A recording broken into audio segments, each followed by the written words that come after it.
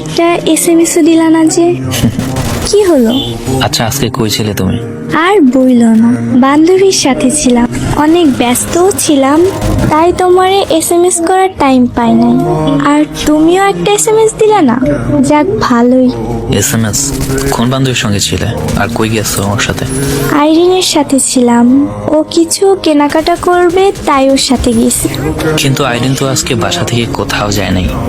ওর আমি কল দিয়ে তোমার কথা জিজ্ঞেস করছিলাম, বললো তুমি কই, ও জানে না, অথচ তুমি বলো তুমি ওর নিয়ে কিছু কেনাকাটা করতে গেছো।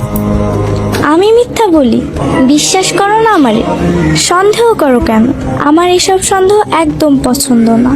আমি তোমার কিসের ভালোবাসা যাকে তুমি সন্দেহ করো, বিশ্বাস করো না? বিশ্বাস? এই বিশ্বাসের দোহাই দিয়েই তো সবকিছু করলে।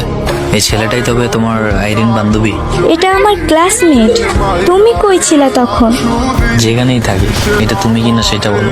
হ্যাঁ, বাট বিশ্বাস করো, আমরা জাস্ট ফ্রেন্ড। আমি ঘুরতে গেছি, পরে ওর সাথে দেখা হয়েছে, আর বললো কিছু কথা বলবে, তাই বইসা দুজন কথা বলছি। দেখো, ভুল বুঝো না। ভুল বুঝবো কেন? ঠিকই বুঝি। কি মজা পেলাম আমার বিশ্বাসটারে ভেঙে দিয়ে। কি ক্ষতি করছি তোমার আমি? শুধু তোমাকে ভালোবাসাটাই কি আমার অপরাধ ছিল?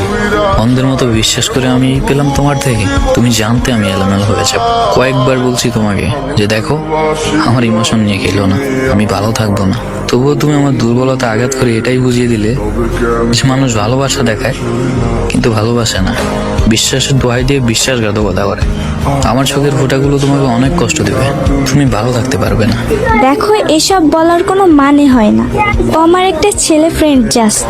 ওর কথা আগে বলি নাই হয়তো, তাই তুমি জানো না। উল্টাপাল্টা কিছু ভাবার কোনো মানে হয় না। ও জাস্ট ফ্রেন্ড হয় আমার। আমি তোমাকে কয়েকবার জিজ্ঞেস করছি তোমার জাস্ট ফ্রেন্ড, বেস্ট ফ্রেন্ড কিছু আছে কিনা। সবসময় বলতো অমন কেউ নাই, অথচ আজ নিজ চোখে যখন এসব দেখলাম তখন তোমার ক্লাসমেট হয়ে গেলো ছেলেটা, অ্যান্ড ফ্রেন্ড। তাই তো আইডি পাসওয়ার্ড চাইলে একই সবুক গাইতে। বিশ্বাস রাখতে পারো, অনেক সুন্দর করে ঠকাতে পারলে তুমি। ভালো থেকো। আমি যদি তোমার শূন্যতা নিয়ে মরেও যাই, বিশ্বাস করো আমি দ্বিতীয়বার সুযোগ দিব না আমার লাইফে তোমাকে। আর যত কিছুই বোঝাও, আমি বাচ্চা না, আমি সব বুঝি। আজ থেকে তুমি আমার কাছে মৃত।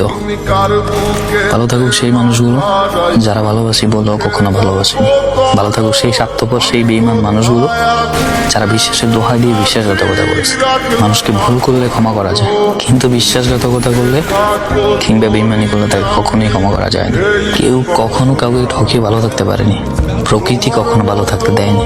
অপর প্রান্তে থাকা কষ্ট দেওয়া মানুষটিকে যে কষ্ট দিয়েছেন, তার চোখের একটা ফোঁটার পানি আপনাকে তিলে তিলে শেষ করে দিতে পারবে।